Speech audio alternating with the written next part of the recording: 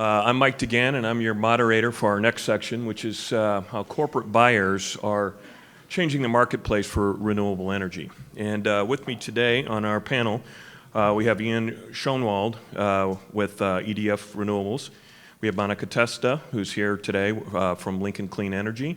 And on the end there, we have Justin Pickar from Geronimo. So what we're going to do today in our brief time here, 45 minutes, we're going to cover basically a brief overview. We're not going to get down into the weeds as to the various different structures that corporations can use in order to take advantage of renewable energy. But to more open it up on what we can be doing from a policy standpoint and an economic development standpoint to encourage more of the robust growth that is corporate-driven renewable energy to site their projects here in Nebraska. All right, so to start with, the main issue with corporate-driven renewable energy growth is the word growth. We've seen a dramatic uptick on corporate-driven projects just over the last 5 years. In the corporate realm, because of a number of changing policies and social pressures, corporations are more and more seeking to take issues relating to their source of electricity into their own hands rather than waiting for their respective utilities to deliver on that. And as a result, we've seen globally a significant uptick of 13.4 gigawatts in that period. The share of that that's attributable to the United States is anywhere from 3.7 to about 6.5. Sometimes the numbers are a little opaque when you start talking about green energy tariffs, because that's actually a purchase by a utility. But ultimately, the committed off-taker is going to be a corporate buyer. So this slide just very graphically shows us the dramatic increase that we're seeing. This is global. The large 9.1 is the cumulative estimate that we've got 9.1 gigawatts of corporate-driven renewable energy installed. And as you can see, 2018 last year was a landmark year for corporate-driven growth. This slide shows what we're seeing in terms of numbers. So this is number of buyers per year, and the line is the cumulative number of large corporate renewable deals that we've seen, and again, reflecting this very robust upward growth tick. So what's driving this? So corporations in and amongst themselves are making the decisions on their boards driven by their customers, driven by their shareholders that want to see their corporations commit to renewable energy. And we're seeing targets anywhere to be 100% green and a 3 to 5 year target up to 10 and 15 year targets. In addition to that, there's a number of social and peer groups that are putting pressure on corporations to join these groups and increase their join the commitment to go all green. So, who's buying? This slide is just a sample of corporations that have committed to direct purchase of renewable energy over the last 5 years. It's a veritable who's who of corporate America, ranging from large Fortune 100s down to Fortune 5,000 companies. And we're seeing it locally. There's a variety of different means by which corporations can capture and articulate their desire to get 100% renewable energy or to purchase renewable energy to match growth in new projects. We've seen it on the data farms. We've seen it with large manufacturing. And again, these range from the different structures that you can do up to and including virtual PPAs and green utility tariffs. So the virtual PPA is currently the most common vehicle that we're seeing in order to accomplish these corporate goals. So, in the traditional sense, when people think of a corporation committing to purchase renewable energy, you tend to think of a corporation buying a solar renewable facility or a wind facility and directly plugging it into their facility. That rarely happens. There are complications ranging from just the logistics of it to being in the same renewable or the same grid region. That's typically not feasible. So The structure that has arisen that avoids the complications of corporations having to get into the utility business by either building their own assets or entering into traditional PPAs where the corporation actually takes physical title to the energy. There's been a development of what we call a virtual PPA. And this device is essentially a financial transaction. It's essentially a derivative where between the developer and the purchaser, there's a commitment to be financially responsible for the offtake of the facility that's going to be constructed. The actual energy is sold into whichever RTO region that the facility is constructed in, and then there's a contractual arrangement between the customer and the developer where the difference is split between the parties. So if the energy is sold into the RTO for more than what the strike price in the agreement was, that difference goes back to the customer. On the other hand, if the energy is sold for less than that strike price, then the customer has to pay the developer that difference. But what this enables is it enables the corporate customer to be able to go back to their shareholders, to go back to their constituents and say that we have committed to this power. It enables the facility to be constructed, and it avoids additional resources, say traditional fossil resources, to be constructed in order to meet that demand. There are some other options out there. A company can simply purchase the RECs without having to enter into a contractual arrangement where they're committing to actual power. We touched on green utility tariffs. This is the least risky mechanism by which a corporation can accomplish these goals because they simply act as a customer as they normally do, but this requires utilities to establish tariffs that both commit to renewable resources being provided to generate that power, and also mechanisms in order to entice corporations to be able to go that route rather than going to some of the other market-based alternatives. So with that, I'm going to turn it over to Justin. So Justin, take it away. So you touched on it quite a bit here, but why are companies contracting for renewables? There's no capital investment on their part. They're contracting in and locking in future electric prices for up to 10, 15, 20 years.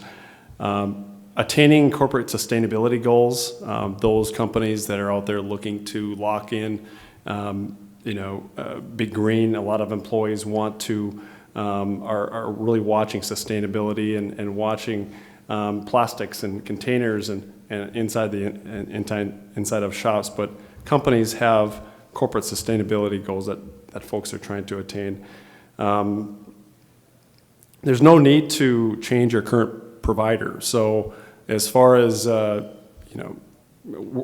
working with OPPD or companies working with OPPD or NPPD or LES, nothing needs to change in regards to a new structure or contract in place. Public relations, a lot of folks, I was working with a CFO just yesterday in a meeting, and really folks are looking at this as a huge PR play. Why do companies want to get involved with renewables? Because their customers are demanding it. And be a part of a coalition of like-minded corporations. You saw the list up on the screen of all the corporations, companies that are getting into it. It's endless, and there's more to come. Community impacts, I think the panel previously did a pretty good job of laying out many of the community impacts that large-scale renewables can offer, but it starts with jobs. It starts with tax revenue to local communities, townships, counties. New income, diversification of ag income is huge, top of mind for ranchers and farmers in the crowd today. This is a huge diversification of income. Increased local and state spending during construction and also long-term of the project. And new charitable funding for host communities. One of the things that Geronimo does that not many developers do, but developer owners do, is we set up a community fund in every project. And so you might find that your developer or your local project might set up a education fund or a community fund so that it's broader than just the local project and all the other attributes. There's a fund that goes to the local community. And also, I think that Nebraska is a great a great beta for attracting data centers, attracting new industry. What we have found is that communities and states and economic development arms of state governments are doing an amazing job of attracting businesses today, but you know what they want? They want renewable energy.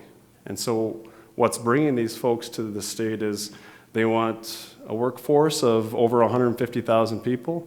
They want a water source. They want cooler climates, believe it or not. So Nebraska is kind of on the center to northern part of the country. And they need a fiber network. And you've got a great beta here with Lincoln and Omaha, and it's showing, and you're seeing a lot of press on that. We talked a lot about the VPPA and I would like to touch on community solar as another avenue of how corporates are getting involved. I want to talk about an article that just came out yesterday. Minnesota is highly regarded, that's where our corporate office is for Geronimo. It's highly regarded for having a successful community solar program. And Minnesota just hit an all-time high of 625 megawatts of CSGs that have come online since 2015. That's a huge stat. Our company has been a part of about half of those, and we saw the signs in 14, 15, got engaged, but it was a stakeholder group like this room that starts it. It happens having the industry of regulators and farmers and landowners getting together in a room just like this, and the utilities, and coming up with a plan. And today, 625 megawatts with another 300 on the way. And these are 1 to 2 megawatt sites. So if you're driving through Minnesota, if you've done that recently, you're going to see a lot, or flying over the state, you'll see 1s and 2s. But that's another way for all of these entities to get involved. Not to mention the public entities to be involved, cities, communities, colleges, universities. It's a great way to get involved with renewable energy, and we could have a whole session on just CSGs. Sorry, I'm getting long-winded here. I would say that another PPAs and virtual power purchase agreements are fantastic, but another one that I'm talking about a lot right now is DG and contract for differences with customers. This is where a municipality would be trying to connect a large-scale project, 20 to 25 megawatts, on their system and connecting with their customers. Their customers are willing to pay a premium for this product. So not only is it just about price and cost, and I'm not going to pay more, people are willing to pay more because it's renewable. And their customers are applauding them for doing so. I'm working with a muni right now where the price, they're going to pay more for the next maybe 10, 15 years as for this product. And I'd like to point that out. A little bit about Geronimo, and then I'm going to hand it over to my colleagues here. We're a leading North American developer, now owner. Biggest news for Geronimo is that we were just acquired, and that's final as of July. We're now a national grid company, have a deeper balance sheet to do a lot more of what we've been doing in the country, but also here in Nebraska. We developed the Grand Prairie Wind Farm. To date, we have 5 projects actively that we're developing, 4 solar and 1 very large wind farm in the northeast part of the state called North Fork. The problem with that project, we're just trying to find a way to build a 60-mile extension cord to get it to market. So if you have any thoughts and ideas on that, much appreciated. But we have 4 solar projects that we're happy to, that we're developing. 3 of those are in the queue today, and we're trying to find offtakes. So I know there's been some press in the news recently, and hopefully we can have a chance to showcase those projects. And then, of course, a few conceptual projects. But with that, I'll hand it over to my colleagues. So a couple real quick slides. I'm going to try and go through everything quickly so we can get more to the questions and make this more focused on you as opposed to, what we want to focus on. But so the highlight here is just as Geronimo is, we're large, we're successful, we've done this before, and we're financially solid. Justin touched on some of this, as did Mike, but there is no one size fits all. Talked about community solar gardens, talked about VPPAs, a little bit on distributed generation. What I have found is really instructive is to make sure that you evaluate what is and isn't important as buyers or potential buyers as you're going through things. If you talk to the CFO or whoever controls the purse strings in your various organizations or household, it's going to be the money is the important part. Talk to somebody who's on the sustainability committee, it's going to be, I want green, I don't care what it costs. You talk to the marketing folks, very different answer. You can keep going down the line. It's important, though, to make sure that everybody is in the room as you're discussing where should we go, how should we go there, what's important, and as my wife, who's a consultant, likes to say, go slow so you can go fast. Won't go through all this, but again, key is there are a whole bunch of different options. Ask a few questions in the very beginning so you can figure out what are my options, what are the positives and negatives for each approach. You can do on-site, you can do off-site, you can do things that are purposely publicly in the eye so that folks can drive by and say, oh, ABC Corporation's doing something green, I like them. Or some folks want to hide it, so be it. A few of the questions here. Why are we doing this? I touched on this briefly. It's really, really important to figure that out. Again, you talk to different folks within the organization with different priorities, you're going to get very different answers. Whether it's bottom up or top down, it matters. Who should be part of the decision-making process? Again, I've touched on it. You can extrapolate where some of those decision points might be. Justin mentioned working with a municipality who's willing to pay more. I wish I had, I'd say more of those. I'll say I wish I had one of those.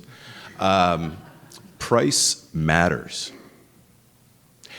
We look at things as, let's first make sure from a high level this project pencils out conceptually. If the answer is no, we generally just move on. Price is an absolute first starting point. Without that, we just kind of skip. From that point, whether it's we're saving $1, $1 million, or just breaking even, obviously the differences matter, but that's a starting point. Beyond that, what else are we looking at? And how do we evaluate it? Meaning, are day one dollars more important? Is NPV more important? Is simple payback, IRR, ROI, however it is that your organization evaluates projects from a financial basis, make sure that's part of the discussion, and make sure whomever you're working with, whomever you're interviewing to potentially work with, that's known, that's communicated, and make sure they're listening. And then lastly, as far as price, certainty or not. Put real simply, if you have a contract that's, let's just say, on-site behind the meter, 5 megawatts at your manufacturing facility, you're generally going to know for the next 20-ish years, I'm going to pay X. Regardless of what utility pricing does, I'm going to pay X. Great. If prices stay the same or go up and you're happy. Conversely, some folks are more interested in, hey, if things change drastically, I can make more money with a variable contract like a VPPA.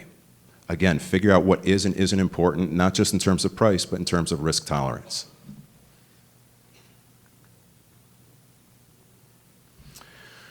Then the different groups that we have kind of representative of the market. Grid scale generally deals with VPPAs, off-site projects, generally 50 megawatts and larger, solar or wind.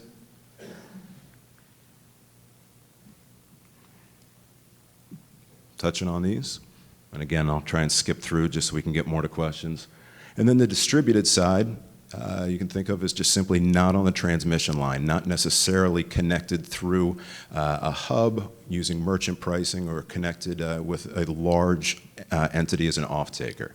Can be on-site, can be off-site, depending on the local rules and regulations. And again, it's important to know what the local rules are so you can see exactly what your options are. So my name is Monica Testa, and I'm here from Lincoln Clean Energy. So I've really appreciated this panel. We've talked about some of the ways that corporates are doing it and why. But I wanted to give you an example from one of our projects in Nebraska. So Lincoln Clean Energy, we're right now constructing a 230 megawatt project in Wayne County, Nebraska. That deal is signed. We've got 3 different corporates that have signed for that project through VPPAs. The reason why they're doing that is because in the places that they're located, they're not able to sign PPAs directly at the scale that they want. So as an example, one of those customers is Vail Resorts in Colorado. So they wanted a project that was local, but they didn't have an option to contract it for it directly in Colorado. It's a regulated utility. So they looked to their adjacent state, Nebraska, and were able to sign a VPPA for us. With that one contract, they were able to offset all of their carbon emissions for 2019. So that gave them the economies of scale that they're looking for. So that was a really exciting deal for them. Again, it let them offset all of their 2019 carbon emissions. So again, I was also really appreciated the success stories that Amy and Mike shared on our last panel. We've been able to, I can provide some numbers to that from our project. So that project, we are providing $2.6 million annually in taxes and landowner revenues. That project spans 20,000 acres, 150 landowners, and so there's a lot of dispersed benefits from that project. In addition, we'll pay $3 million in wages over the life of that project. So there's a lot of local economic benefits that the state of Nebraska is getting from these out-of-state corporate customers. Thank you, Monica, and thanks to our panel. I guess before we get into the questions, I did want to address the audience. If there are any municipalities here that wish to pay a premium for energy, please remain after. I have some people that would be very interested in talking to you. We were very happy to have this panel because you're going to get it straight from the proverbial horse's mouth as to what are the issues, what are the challenges of getting corporations who, as we've seen, they're very interested in buying renewables. That part we don't have a problem. From the panel's perspective, or at least this audience perspective, and in this conference, what we would like to see is more of these projects to be sited in Nebraska. So we're happy to have this panel here so that we can pick their collective brains as to how we can make Nebraska more attractive to these corporate-driven projects moving forward. And so with that, I'll just ask the panel generally, with the benefit of your experience doing projects across the country, and there's been some talk of some of the benefits and some of the advantages that we have here in Nebraska.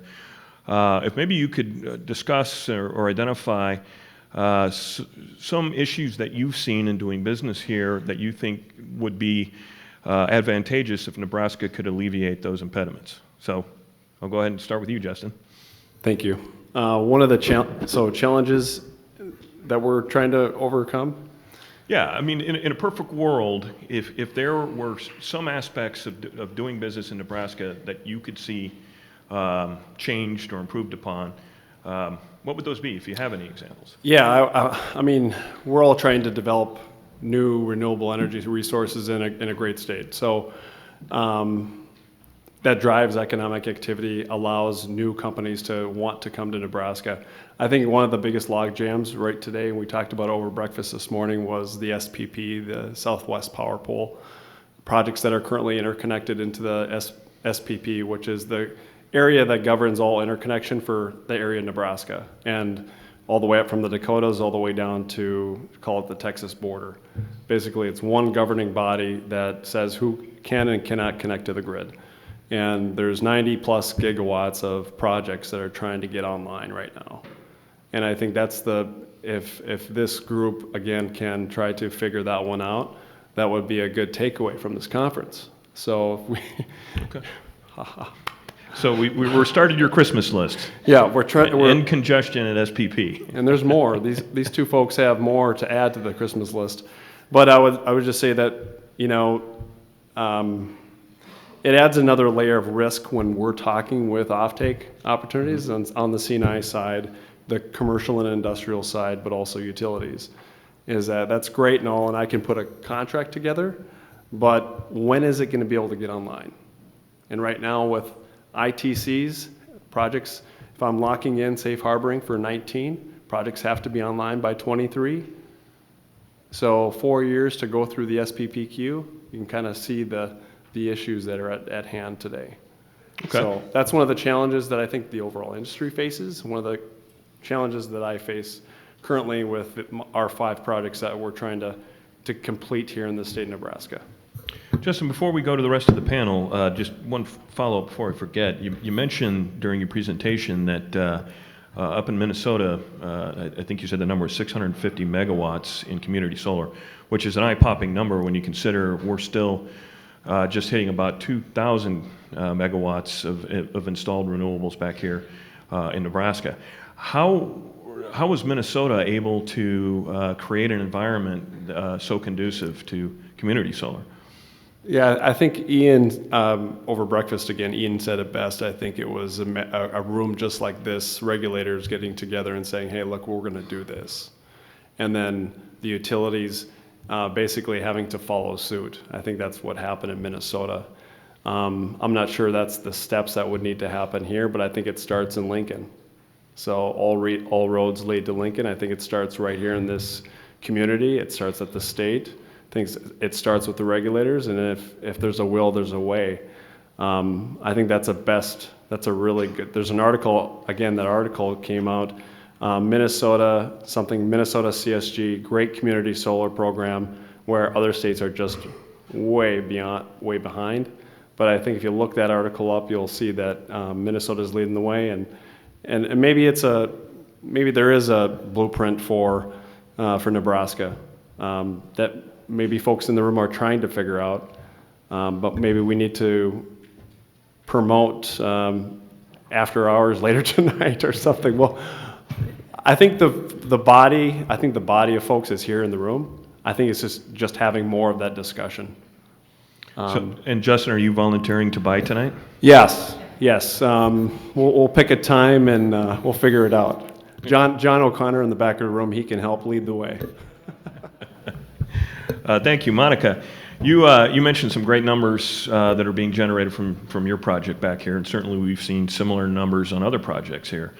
What's your view, what's your experience on what we can be doing better here in Nebraska that we can get more of these projects sited here? Sure. So last week I was actually meeting with a corporate customer. They are a global company, but they have manufacturing load here in Nebraska. They want to buy renewable power for that facility, but for them, they want to have it delivered, right? They want the least risk project at the lowest cost. And I guess unlike Justin's customers, won't pay a premium for it. So their preference would be to work with their utility to develop a product for them that allows them to take advantage of where the renewable prices are in the market. So I think having more flexibility to work with their utilities and come up with a constructive solution to get what they're looking for. I do know that customer is looking to expand their manufacturing load in the U.S., and their ability to procure renewable energy for that expansion is also a really big driver for where they decide to site. Most companies aren't as big as the Facebook, Apple, Netflix, Googles of the world, and don't have necessarily the same purchasing power that those customers do to really design what they want in each of their markets. But on aggregate, there are a lot of customers out there that are looking to expand and are looking for renewables, and that's a factor in that decision. Monica, I'm going to put you a little bit on the spot here, being very generic and without getting into any specific utilities. Generally speaking, what's your experience been with how Nebraska rates nationally in terms of the attractiveness of green tariffs here? Sure. I mean, I think so. the customers that I've seen at the scale that they're looking to buy are sophisticated enough that if they can get a better deal with a VPPA, and it is a material, like it's monetary difference, that they're going to do that. So I think that's been a challenge where you have customers that are leaning towards a VPPA rather than the green tariff because it just financially doesn't work for them. I think on the flip side, I think one of the benefits of siting in Nebraska for these corporate customers is, either they want it locally and they've got load here or an adjacent state, or they've tapped out on ERCOT. They've bought a lot of VPPAs already in Texas, and they'd like to they're ready to expand that portfolio into some other markets. So it's interesting, kind of dovetailing on both what Justin and Monica said. Looking at Minnesota as kind of a case study, frankly, both for good and bad, is pretty interesting, since Nebraska is, I'd say, ready to pop from a solar perspective. Minnesota, frankly, the Public Utilities Commission, for lack of a better term, shoved the Community Solar Garden program down Xcel's throat. They fought it tooth and nail and threw up every obstacle possible. And frankly, were defeated on most of those roadblocks they threw up, and were forced into the program. As Justin said, we're now at 625 megawatts and expanding rapidly. And Xcel saw that a year in, 2 years in, and said, well, shoot, if we can't beat them, we better join them. They have now started their own green tariff program, and I think it was, you guys might know better, I think it was Google actually, just cited a 50 megawatt project about an hour and change north of the Twin Cities because of the ability for them to do effectively what's a green tariff with Xcel, and now they're going to site a data center there. So talking about economic development and Xcel moving the way that the tides are, it's pretty interesting where Nebraska is right now with two major investor-owned utilities and then a mix of municipal electrics and cooperatives.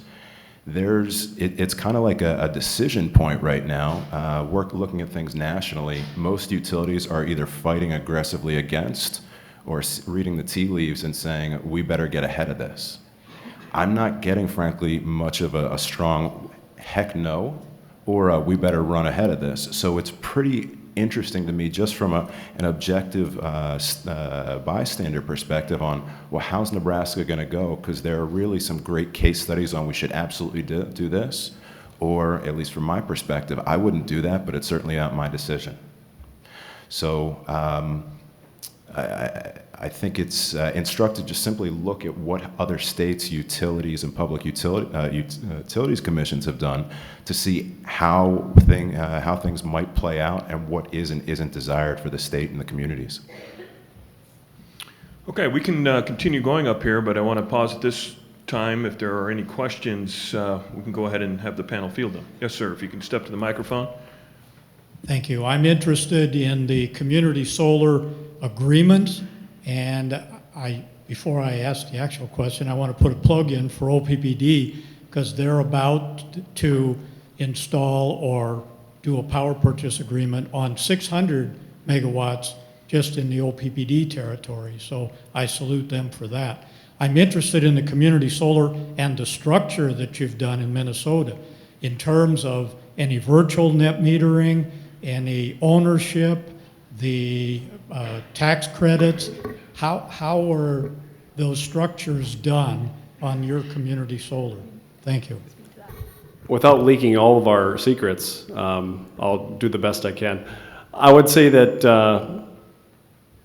first of all, it's all Xcel service territory. So Geronimo, we saw that as an advantage as we saw the PUC getting active and shoving it down the throat of Xcel. We saw that as an opportunistic opportunity to get involved early. So having the ability to site strategic locations in the Xcel service territory was one of those first steps that we took as a company. How we're structuring those deals, it basically it looks no different than a power purchase agreement, just very limited down with our, basically was with subscribers. So it enabled public libraries, like I said earlier, cities, counties, and C&I customers to get involved. But it was a really many PPAs with us as subscribers to the overall projects. Now, there's rules and regs, and I don't know, sorry, I don't know all the details of how that works, but you had to be contiguous to, I believe it was contiguous to Hennepin County? Whichever county you're a subscriber Yeah. in. Contiguous to whichever county that you were subscribing from, and that would be, as far as their rules, that would suffice. But it really was, 200 plus new customers that have signed on, not to mention the Resi side, and I'm sure Ian will help me out here too. Yeah, Ian, anything to add to that? I'm actually going to Oh, I'm jump in. sorry. So I covered our Minnesota portfolio in my last job, so I can speak to this. So what was really attractive about the Minnesota Community Solar Program from a developer's perspective is that you had a fixed price and some reasonable certainty on what that was going to look like for the next 15 to 20 years. Anytime that you have that as a developer, you can go in and say, like, how much can I build this for? Am I under or over? If I'm under, great, let's move forward. I can sign that deal all day long, and I love it. I think coming up with what that rate's going to be, I think that was really hand in hand with the PUC, or I guess hand against hand, whatever you want to say. So that can be a challenge in terms of structuring those sorts of programs, which is why you don't often see it quite like that in so many places. But that really factored into what allowed that to be successful. And then as well, you could, customers that would have been too small to perhaps, buy a bigger chunk were able to still get the economies of scale of a bigger project that they could have signed on their own. I think a couple other pieces that bear monitoring that made Minnesota's program successful. The question was, I can't remember exactly what you said. What is this most like? Is it a VPPA? Is it virtual net metering? I'd say this is basically virtual net metering. Subscriber is here, and the solar installation is wherever else. In Minnesota, it had to be a contiguous county, so be it. So that's one piece. I think what's really important, and frankly, a big differentiator versus, frankly, some of the projects I've seen, community solar projects around the country, which have not really worked, is the subscription model on a kind of a pay-as-you-go. You pay only for the energy you want, as opposed to, hey, we're doing community solar, come buy a panel. Having discussions yesterday, I won't say with whom, where the discussion was about, folks said they'd be willing to pay more, $3 per kilowatt, just add it to my bill. It's only $500 and you get a panel for 20 years. So many people said yes, and then the rubber came time to meet the road, and it was, ooh, you know what? I have better things to spend my money on right now. We got 1% subscription of a massive project that we thought we were going to get. So what's really important is, for at least Minnesota, is you're paying X right now to Excel.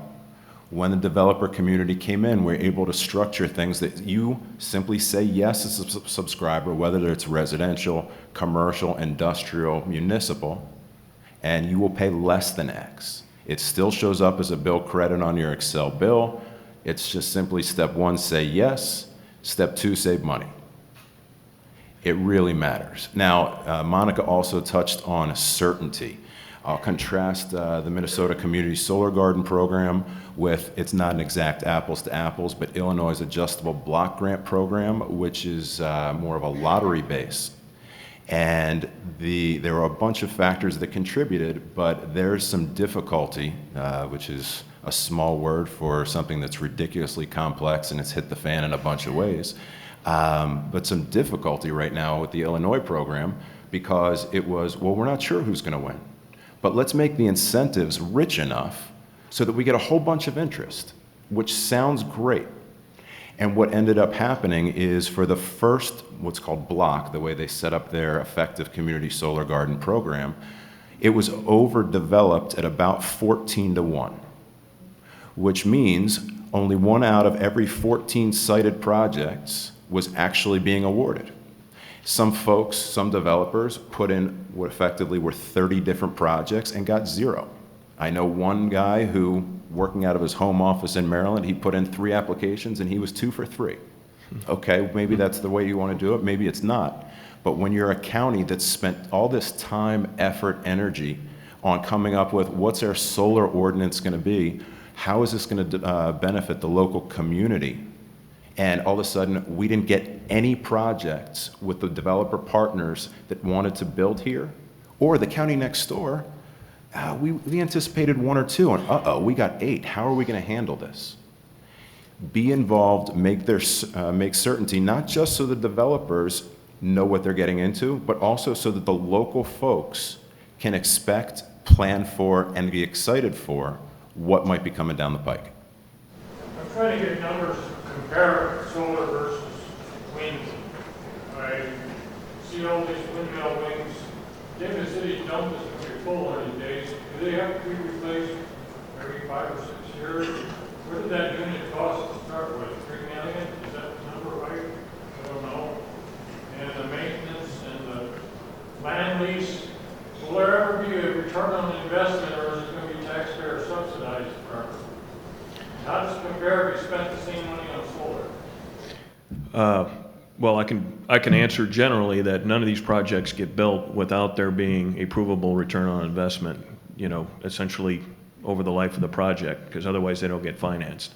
Utility scale wind project these days costs north of $100 million, so that's serious money that requires serious investment. Generally speaking, the useful life of a wind farm is generally around 20 years. In the state of Nebraska, we have a decommissioning requirement that if the wind farm is going to be decommissioned and not retopped moving forward, the developer or the owner of the project has to pay for decommissioning, which is taking it down and having it removed. Anybody on the panel want to add to that? Sure. So I can say for our Plum Creek project, we're investing over $300 million in total CapEx to build that project. If a turbine falls off, you did something wrong. We're also really incentivized. So as a developer and as well as an owner and operator, we only make money based on the amount of megawatt hours that we generate. So if that project we are very incentivized to regularly maintain that and make sure it's performing as we said it would. Not only do we get paid less if it produces less, we'll also pay penalties to our customers so that to ensure that we are really incentivized that it operates well. One other thing to that, as far as the decommissioning goes, a lot of folks will say, well, in 20 years, how do I know you're going to be around to actually pay for it? And to that end, often, not always, but often there's a surety or some sort of collateral requirement that goes along with, in case you, developer, are not here, we know that this is still effectively paid for. And in fact, that's a requirement of Nebraska law for projects that are built here. I guess you also had mentioned on the taxes. So our project, we're actually paying local taxes. So for us, it's about 1.3 million in taxes per year. For us, most of those taxes are actually benefiting the Norfolk and Winsome school districts. So a lot of that is going back into schools and back into the local tax districts. All right, well, I see we've gone a little bit over our time, so I want to thank our panel for being here today, and we'll turn you loose for lunch. Thank you very much. Good